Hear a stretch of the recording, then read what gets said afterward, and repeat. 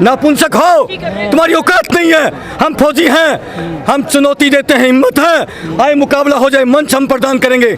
नेता शब्द के नाम पर कलंक है, ये नेता नहीं है। नेता कुर्बानी लेते हैं और सैनिक कुर्बानी देते हैं, ये डिफरेंस है। जनरल साहब शर्म करो थोड़ी बहुत, आकर थोड़ी सी भी लज्जा बची हो तो। आप हरियाणा के हैं और मैं भी हरियाणा का हूँ, आप हरियाणा का नाम डबो रहे हैं कैसे जनरल साहब आप? ये देश कभी उन सैनिकों को माफ नहीं करेगा जो आज किसान के बेटों का इस स्कीम के तहत समर्थन कर रहे हैं। कुछ सैनिक हिंदू मुस्लिम की नफरत फैला रहे हैं। अरे धिक्कार है आप लोगों को सैनिक करना, जो हिंदू मुसलमान दंगे करवाने वाली पार्टी है उसका समर्थन करते हो। धिक्कार है आप लोगों पर सैनिक कहलाना। ये इन नेताओं को जो है अपने बच्चों को, जितने भी इनके नाती पोती हैं, इनको सबको जो है भर्ती करके 4 साल के लिए बॉर्डर पर भेजें और फिर पता चल जाएगा इनको कि ये देश की सीमाओं पर रक्षा कैसे होती है और एक सैनिक कैसे तैयार होता है। आगजनी वो भी एक राष्ट्र का तो नुकसान है, चाहे उसमें पर्सनल है चाहे राष्ट्रीय मतलब गवर्नमेंट की है। आप लोग कौन सी पार्टी से हैं? हम जनता ब्रिगेड पार्टी से। अच्छा, आप लोग भड़का रहे युवाओं को, वो बीजेपी वाले कह रहे हैं। हम भड़का नहीं सकते, आग लगवा रहे थे। नहीं हम आपके एक सेकंड, हम आपके चैनल के माध्यम से विनती करते हैं, बच्चों से रिक्वेस्ट करते हैं, हाथ जोड़ के प्रार्थना करते हैं कि अगर आप रेल को फूकते तो नुकसान हमारा है, नेताओं का नहीं है। अगर आप बसों को फूकते हैं, किसी बिल्डिंग को फूकते हैं, देश हमारा है, नेताओं का नहीं है। सबसे पहले आम पब्लिक जो है टैक्स दे करके सारी चीज़ें पैदा होती है, नेता टैक्स नहीं देता है। मैं इसलिए प्रार्थना करता हूँ बच्चों, ये अंकल आपके साथ खड़े हैं, आपके सुख में दुख में आधी रात हम आपके साथ हैं, लेकिन आपको देश का नुकसान नहीं पहुंचाना है, देश के किसी भाई को नुकसान नहीं पहुंचाना, कोई रास्ता नहीं रोकना, हमें किसी प्रकार की क्षति नहीं पहुंचानी देश को। कहने बेरोजगारी दूर हो गया। अरे बेटा, बेरोजगारी दूर होगा तो मैं बताता हूँ ना, आप सुनिए तो सही। ये इन नेताओं को जो है कम से कम इनको सोचना चाहिए, ये प्रैक्टिकल अपने बच्चों पर करके देखें। अपने बच्चों को, जितने भी इनके नाती पोती हैं, इनको सबको जो है भर्ती करके 4 साल के लिए बॉर्डर पर भेजें और फिर पता चल जाएगा इनको कि ये देश की सीमाओं पर रक्षा कैसे होती है और एक सैनिक कैसे तैयार होता है। इन नेताओं के बच्चों को भेजा जाए। ये नेता के बच्चे तो एसी में बैठ करके विदेशों में जाके पढ़ेंगे और विदेशों में पढ़ते हैं। इनको क्या पता 12 साल की पढ़ाई में क्या मिलता है। इनको केवल मलाई खाने से मतलब है। नेताओं ने खाते खाते तो 75वीं वर्षगांठ मना रहे हैं, अमृत महोत्सव मनाने जा रहे हैं। ये मलाई खा करके मैं ये कहता हूँ सारे नेताओं का फिजिकल फिटनेस होना चाहिए, ये फिजिकली फिट भी होने चाहिए। एक सेकंड सुनिए, सेना ने कभी देश का सिर झुकने दिया? हम ये वर्दी पहन के आए साहब, इस वर्दी का पूरा देश सम्मान करता है, झुकने नहीं दिया। इस वर्दी का पूरा देश सम्मान करता है। अगर इस वर्दी का अगर कलंक लगे तो पूरा देश हमें माफ करेगा क्या? हमें एक एक कदम रखते हैं, हमें एक एक इंच का जो नहीं, इस बात का गरीब बता रहे हैं आप, कलंक बता रहे हैं। भाई मेरे दोस्त फौजी हैं, हम जान कुर्बान कर देंगे, लेकिन देश के अंदर अगर एक सिंगल पैसा ना पेंशन लेंगे ना तनख्वाह लेंगे, हम चुनौती देते हैं सारों की बंद करेंगे, इन गद्दारों की, सारे नेताओं की पेंशन।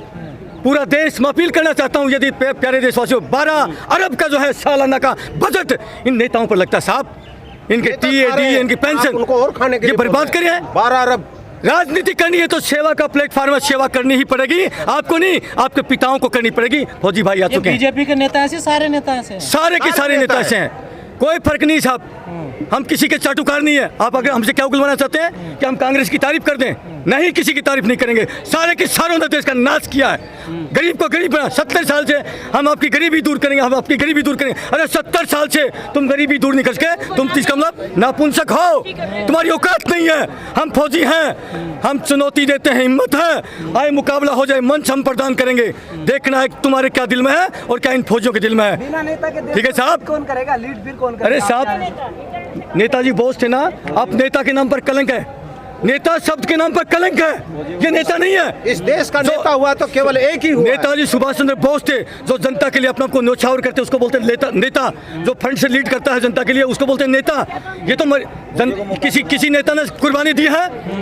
नेता कुर्बानी लेते हैं और सैनिक कुर्बानी देते हैं, ये डिफरेंस है साहब, जमीन आसमान का अंतर है। ये सारे कांग्रेसी कह रहे हैं ना, कुर्बानी दी है। अरे साहब, इनको तो देख लिया, पूरे देश ने देख लिया, क्या बात कर रहे हैं? 70 साल से इनको देखते आए, क्या भरा नहीं? 8 साल में कैसा लगा? ये क्या कर देंगे? देखिए, मैं आज फिर कह रहा हूँ, पिछले 70 साल में जो काम हुआ, इन्होंने 8 साल में उसको बर्बाद कर दिया। मुझे इतना कहने में कोई संकोच नहीं है। मैं कांग्रेस के पहले के वक्त में फिर भी ये देश महफूज था। इस देश में जाति धर्म किसी प्रकार की नफरत नहीं थी। इतने साल से कभी कोई हमने देखा नहीं कि हिंदू खतरे में है। हमने नहीं देखा। आज 8 साल में हिंदू खतरे में है। मेरे देश का पीएम है वो हिंदू है, मुख्यमंत्री वो हिंदू है, राष्ट्रपति हिंदू है, और फिर उसके बाद में मेरे देश का हिंदू खतरे में है, तो इनका कुर्सी छोड़ देनी चाहिए साहब। हम फौजी हैं, फौजी की कोई जात धर्म नहीं होती, फौजी की कोई जात धर्म नहीं होती। जब सैनिक सीमा पर खड़ा होता है तो वो देश के लिए होता है, पीछे अगर शहीद होता है तो देश के लिए होता है, जात धर्म के लिए नहीं होता। गुरुकुल की परंपरा को हम बढ़ावा 30 साल कह रहे हैं कि हम कंगना रनौत बोल रही हैं कि गुरुकुल की परंपरा को बढ़ावा मिला। कांगना रनौत के लिए हम कुछ नहीं कहना चाहेंगे, क्योंकि कांगना रनौत का नाम मत लीजिए। ये नाचने गाने वालों ने ही तो इस देश का नाश किया है। अंग्रेजों के जो अय्याशी हुआ करते थे यही तो होते थे, सब उनका मनोरंजन का साधन यही लोग हुआ करते थे। आज फिल्मी इंडस्ट्रीज को इतना बढ़ावा दे करके उनको इतना वो कर दिया हाईलाइट कि देश का जो है, आज हमारे देश के अंदर एक भी गोल्ड मेडल लेके आया कोई स्पोर्ट्स के अंदर? हमारे देश वीरों का देश है, क्या एक भी गोल्ड मेडल लेके आया है? हमें बताइए। एक नीरज चोपड़ा लेके आया इस बार गोल्ड मेडल, वो भी एक सैनिक लेके आया। आप लोगों को गर्व होना चाहिए, आप मीडिया पर्सन है, आप लोगों को फिर हमसे पूछते हैं इस देश का लीडिंग कौन करेगा? क्या आपको इस वर्दी पर शक है? देश के वीरों पर जो देश की सीमाओं पर रक्षा किए हैं पूर्व सैनिकों पर क्या विश्वास नहीं? पर बैठे वो भी तो वर्दीधारी हैं। कौन सा वर्दीधारी है? मुझे एक सपोर्ट कर रहा है। आप मुझे एक का नाम बताइए, कौन है वर्दीधारी? जनरल वीके सिंह कह रहे हैं। जनरल वीके सिंह, उन्होंने भी क्या नाम बड़ा वो किया था कि मेरी उम्र कम है, ये 6 महीने बढ़ाने के लिए उसको 6 महीने सिर्फ मतलब 6 महीने कम नौकरी हुई थी, उस 6 महीने बढ़ाने के लिए कोर्ट तक चले गए और यहाँ 4 साल को सही ठहरा रहे हैं। जनरल साहब शर्म करो थोड़ी बहुत, आकर थोड़ी सी भी लज्जा बची हो तो। आप हरियाणा के हैं और मैं भी हरियाणा का हूँ, आप हरियाणा का नाम डबो रहे हैं कैसे जनरल साहब आप? और आप जितने जनरल कर्नल जो आप आज इस टीओडी का समर्थन कर रहे हैं, ये देश कभी माफ़ नहीं करेगा आप लोगों को। ये देश कभी उन सैनिकों को माफ़ नहीं करेगा जो आज किसान के बेटों का इस स्कीम के तहत समर्थन कर रहे हैं। तो मैं विनती करता हूँ, आप सैनिक हैं, सैनिक की गरिमा होती है, सही को सही कहना और गलत को गलत कहना, वो होता है सच्चा सैनिक। और सैनिक यदि जात धर्म में बंटने लगा अनर्थ हो जाएगा। मैं उन सैनिकों से भी कहता हूँ, मैं देख रहा हूँ बहुत सारे व्हाट्सएप ग्रुप में जुड़ा हूँ मैं, कुछ सैनिक हिंदू मुस्लिम की नफरत फैला रहे हैं। अरे धिक्कार है आप लोगों को सैनिक कहलाना। आप 25 साल 30 साल सेना में नौकरी करके आए और आज वहाँ से रिटायरमेंट होकर के आप क्या सीख के आए? अरे सेना हमें सिखाती है देश के अंदर हिंदू मुसलमान सिख ईसाई ये मेरा प्यारा वतन है, ये हमें सिखाती है। और तुम गद्दार हो, तुम सैनिक के नाम पर कलंक हो, जो आज हिंदू मुसलमान के अंदर देश के अंदर जो हिंदू मुसलमान दंगे करवाने वाली पार्टी है उसका समर्थन करते हो। धिक्कार है आप लोगों पर सैनिक कहलाना। अरे तो पहले तो अब कैसे सैनिक हो? युवा ही कहते थे हमें कुछ नहीं चाहिए, मंदिर चाहिए, मंदिर बन गया। आप क्या हो?